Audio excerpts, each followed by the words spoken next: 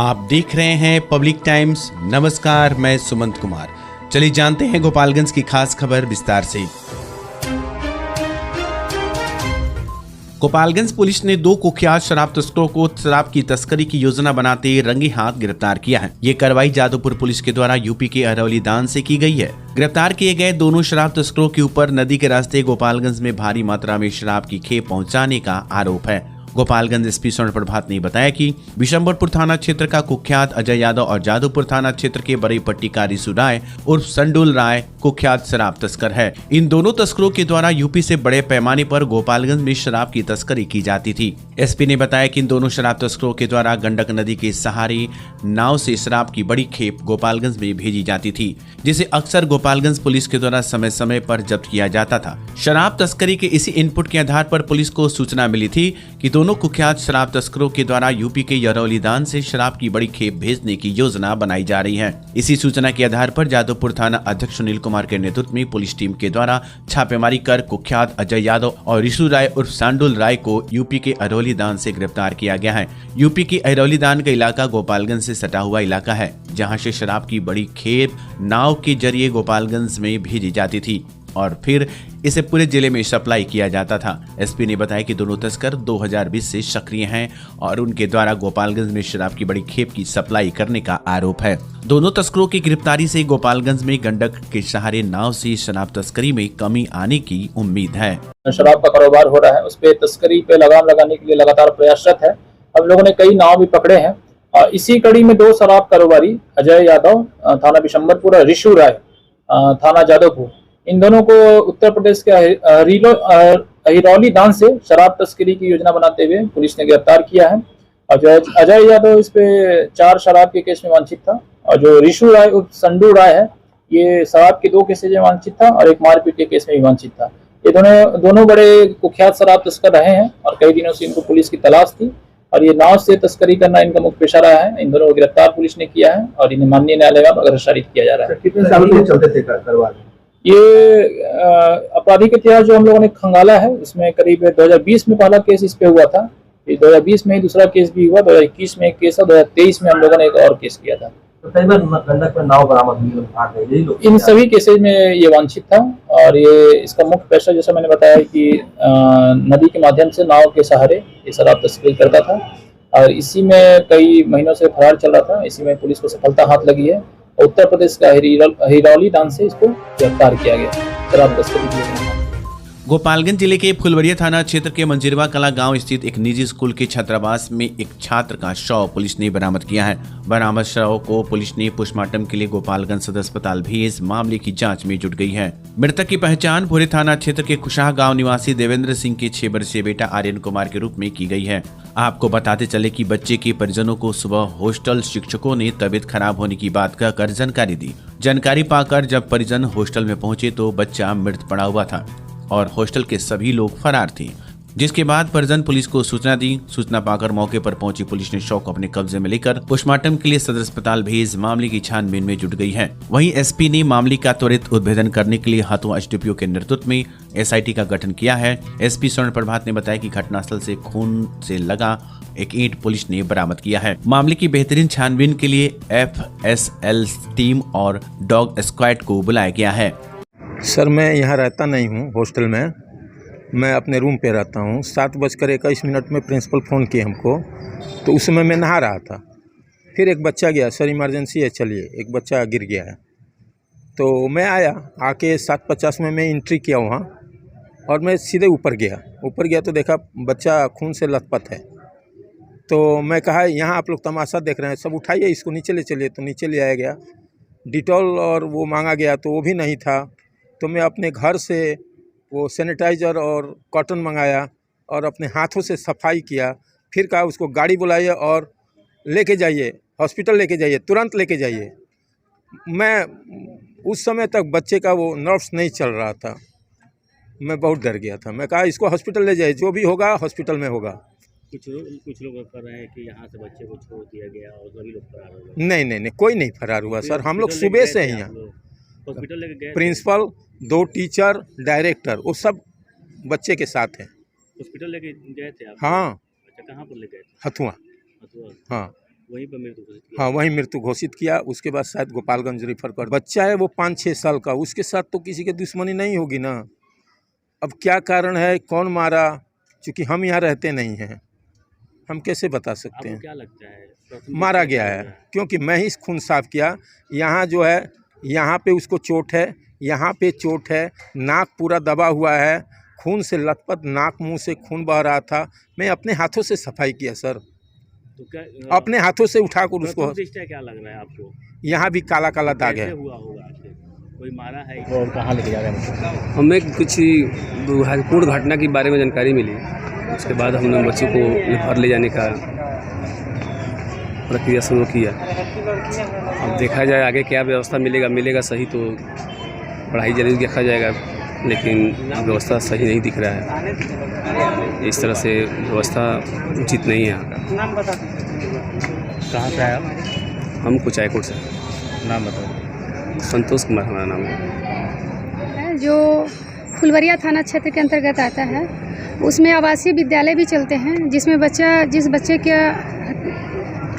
Murder हुआ या फिर उसकी जान चली गई है, और वो नर्सरी क्लास का बच्चा था और आवासीय विद्यालय में रहकर लगभग 1.5 महीने से पढ़ रहा था। और उसके पिताजी का नाम देवेंद्र सिंह हुआ और कुशाहा भोरे का रहने वाला है। अभी तक पूछताछ जारी है। सस्पेक्ट के आधार पर हम लोग पूछताछ जारी रख रहे हैं।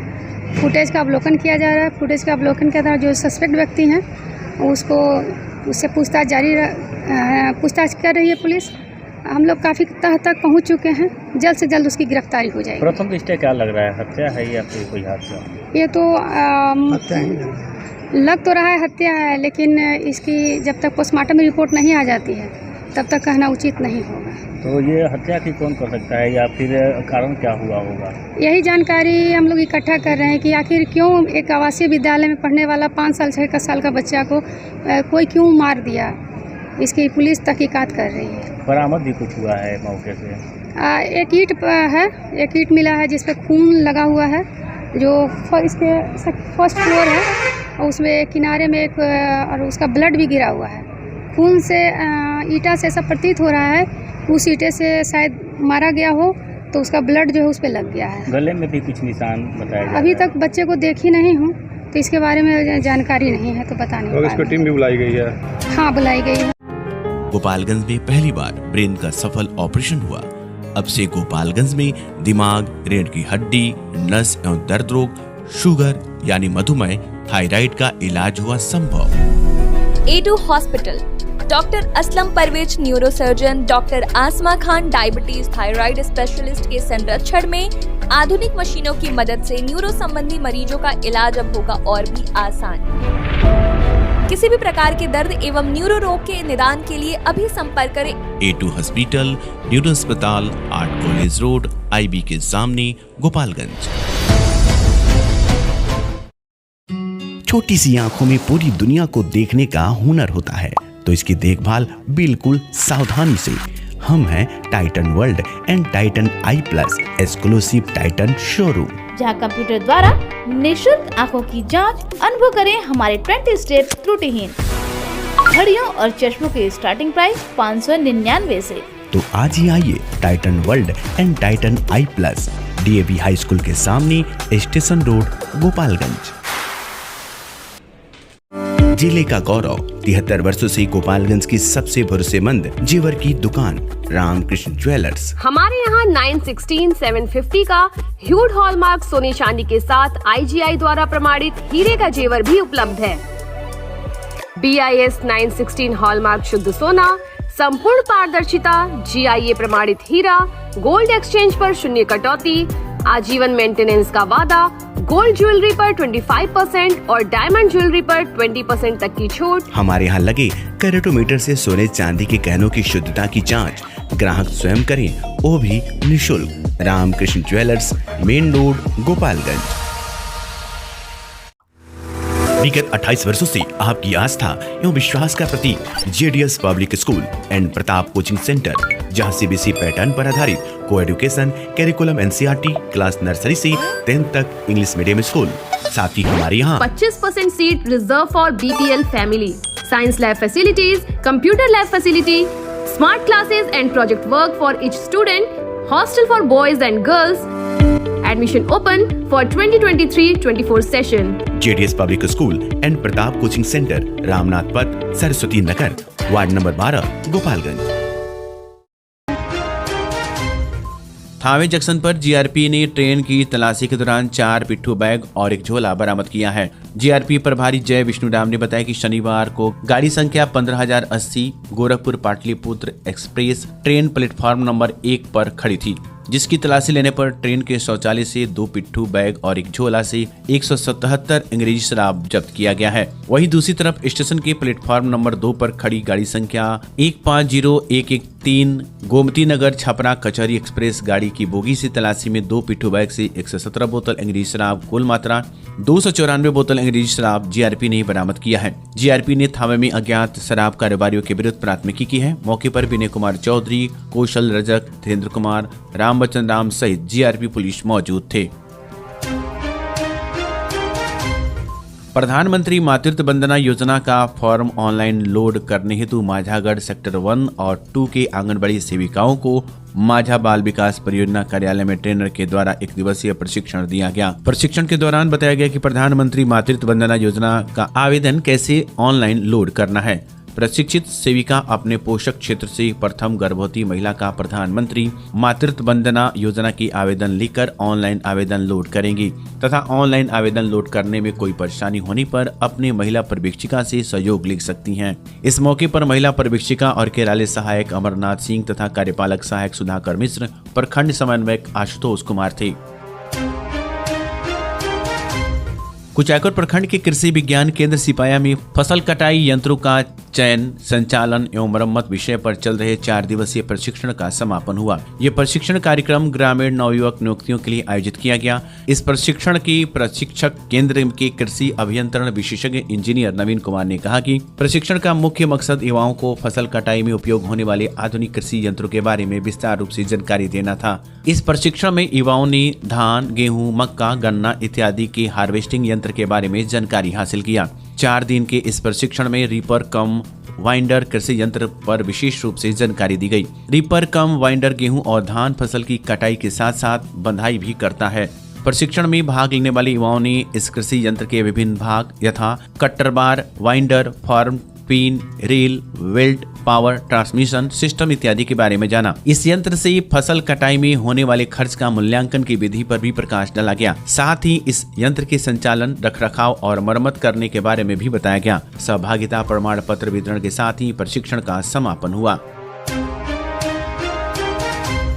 माझागढ़ प्रखंड अंतर्गत संचालित आंगनबाड़ी केंद्रों पर आंगनबाड़ी सेविकाओं के द्वारा अन्नप्राशन कार्यक्रम कर महिलाओं को बताया गया कि बच्चा 6 माह का हो जाए तो उसे थोड़ा थोड़ा भोजन कराना चाहिए। भोजन में चावल, दाल, घी, मधु देना चाहिए। भोजन देने से बच्चे कुपोषण के शिकार नहीं होंगे तथा बच्चे की माता को भोजन कराने की जानकारी देने के साथ ही बताया गया कि बच्चे की साफ सफाई पर विशेष ध्यान रखें और अपने पौष्टिक आहार लें तथा बच्चों को भी पौष्टिक आहार दें। तबीयत खराब होने पर स्थानीय स्वास्थ्य केंद्र में जाकर डॉक्टर से दिखाएं। डॉक्टर की परामर्श के अनुसार दवा दें और देखभाल करें। गोपालगंज उत्पाद विभाग की पुलिस ने मकसूदपुर नहर के पास कार्रवाई करते हुए एक शराब तस्कर को गिरफ्तार किया है, जो मोटरसाइकिल से 45 बोतल 8 PM टेट्रापैक विदेशी शराब लेकर आ रहा था। आरोपी सासा मूसा का रहने वाला मुकेश यादव है, जिस पर पुलिस ने उत्पाद अधिनियम के तहत मामला दर्ज कर लिया है और इसकी मोटरसाइकिल तथा शराब को जब्त करने के बाद पुलिस ने आरोपी को न्यायिक हिरासत में भेज दिया। बिशंबरपुर थाना परिसर में शनिवार को जनता दरबार लगाया गया। कुचायकोट सीओ सुमन सौरभ, बिशंबरपुर थाना अध्यक्ष अमरेंद्र कुमार, कर्मचारी अरुण कुमार, जयप्रकाश माझी, बबलू पासवान, महेश कुमार, अभिषेक तिवारी के द्वारा मामलों का निष्पादन किया गया। जनता दरबार में कुल 4 मामले की सुनवाई की गई, जिसमें 1 मामलों का निष्पादन ऑन द स्पॉट किया गया। 3 मामलों को अगले जनता दरबार के लिए नोटिस किया गया। अधिकतर मामले भूमि से संबंधित आए थे। फरियादियों की भीड़ उमड़ पड़ी थी। मौके पर ASI सरोज कुमार, सुभाष तिवारी, सचिन स्नेही, नागेंद्र यादव, हरिशंकर यादव काफी संख्या में फरियादी मौजूद थे।